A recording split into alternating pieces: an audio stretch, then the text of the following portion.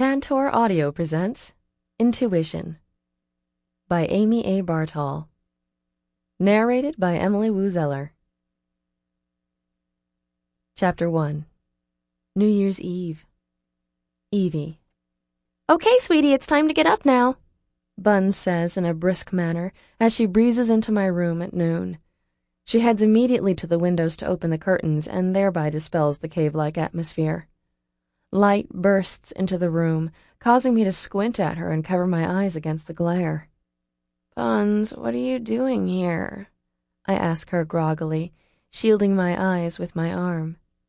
I love my room in Reed's Crestwood house, but the windows let in a lot of light. "Aren't you supposed to be at Russell's house until next week?" I ask in confusion as I grip my pillow and pull myself up to a sitting position. "Aren't you amped to see me, Evie?" Buns counters with her hands on her hips as she assesses me. I'm sure I look really bad because I haven't brushed my hair today, so I probably have major bad head. "Of course I'm glad to see you.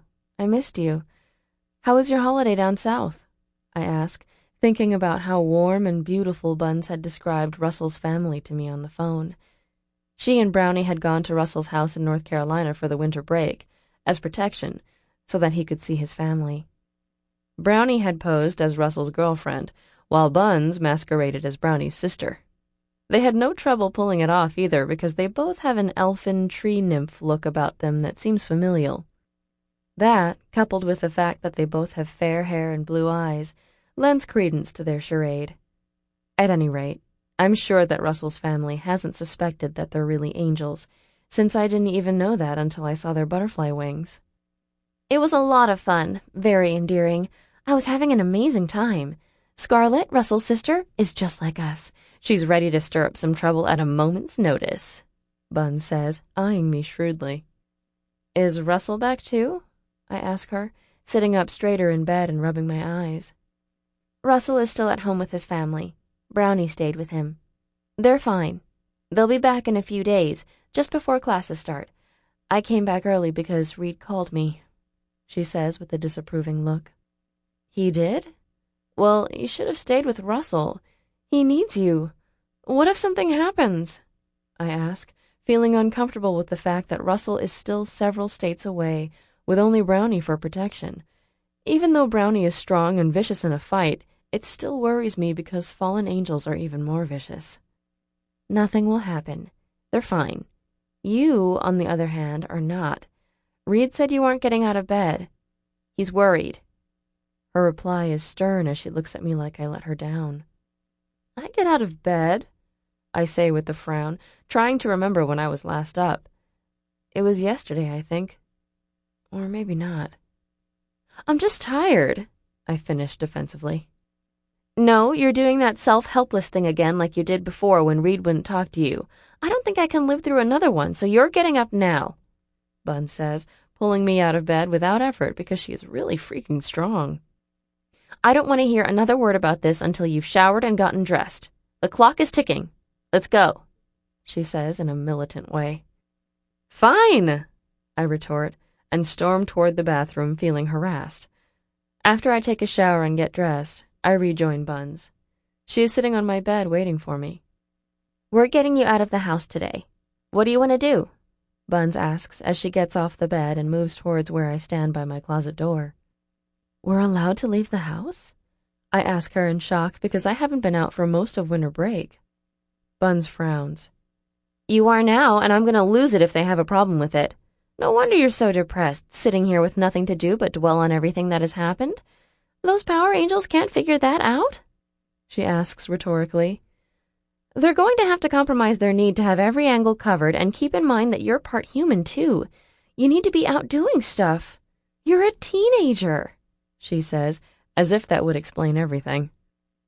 I've been on virtual house arrest since waking up from my injuries a few weeks ago.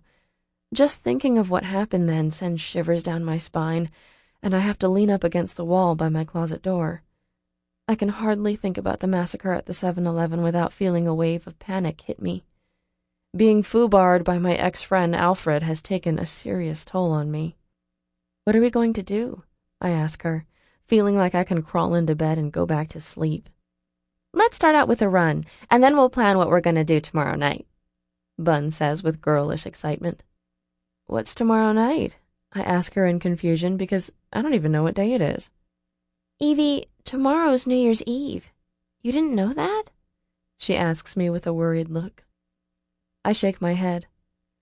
Things have been a little out of focus for me since you left. Kind of abstract. Reed and Z have been great. I feel really bad that I let them down, I reply. You didn't let them down. They just don't know what you need. It's just like when you didn't know you were an angel. You had Reed menacing you and you were evolving abilities you couldn't possibly comprehend. You needed a distraction, so Brownie and I tried to provide that whenever we could, so you wouldn't dwell on it, she says, smiling at me. I'm still floored that you knew all along what was going on, and I had no clue that you and Brownie were Reapers. You could have let me in on it, I say. Sweetie, we couldn't tell you, and since we are really good at fooling humans, you just never guessed, she says, shrugging. I doubt you would have taken it well if we just announced to you that we were angels of death. That's kind of a dark freak flag to be flying as far as most humans are concerned. Even though we knew you're both human and angel, we kind of reasoned that you weren't really aware of that. Why did you decide to help me out? I ask, since I don't understand just why they have been so good to me. Like we said before, Evie, you're a kindred spirit. You have a bit of a wild side in you, just like Brownie and me. Not all angels are like that, at least the divine kind of angels, she says, handing me my running shoes from the closet. And we thought it was kind of lame that you had to go through your evolution into angel here on Earth, with all of the dangers clawing at you, while every other angel we know of has gotten to evolve in paradise, safely tucked away with no care or fear to mar the event. Oh, that sounds nice. I didn't know I was getting completely gypped, I reply with sarcasm, wondering what it would have been like to feel completely safe while all of this was happening. Evie, I hate to be the one to tell you this, but if you had been a seraph in heaven when you evolved, you would have been completely pampered, she says with a sheepish smile. You would have been the darling of the seraphim, I'm sure. I give Buns a skeptical look. I doubt that any of them would ever think I'm darling because of the fact that I'm not full-blooded seraphim angel, but a mixture of seraphim and human. Pampering is for wimps, I say, trying to make light of it all. Exactly, Buns replies happily. So we'll just go tell the boys that we're going for a run, and then we'll plan New Year's. We'll probably have to stay somewhere around here because I doubt Reed will let us go to London or Paris for it. He'll probably have a problem with New York, too. Maybe I can convince him to let us go to Chicago. That would be epic, she says, beginning to get excited about getting out of Crestwood. Good luck with that. I couldn't convince him to let me out past the courtyard, I reply, giving her a pessimistic smile. Reed has been extremely sweet, but unbending when it comes to what he considers dangerous and risky. Well, this conversation will have awkward written all over it then, because I plan on getting my way, she says with heat in her voice. But as it turns out, Reed is very accommodating when it comes to Buns's requests. He just retrieves his shoes and coat when he hears we plan to go running and follows us out of the house without a word. I am surprised until I realize that he must really be worried about me.